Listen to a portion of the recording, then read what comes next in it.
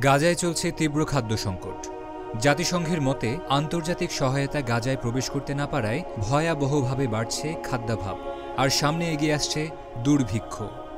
এই মানবিক বিপর্যয়ের মুহূর্তে আশ ফাউন্ডেশন বাজারের চেয়ে অনেক বেশি দামে খাদ্য কিনে অনাহারে দিন কাটানো গাজাবাসীর হাতে তুলে দিচ্ছে রুটি।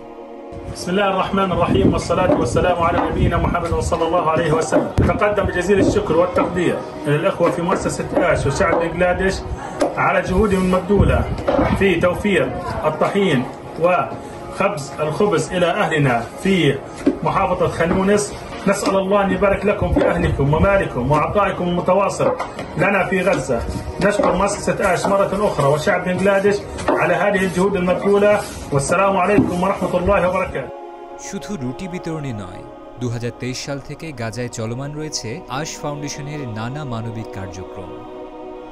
আসুন গাজার নিপীড়িত মানুষের পাশে দাঁড়াই।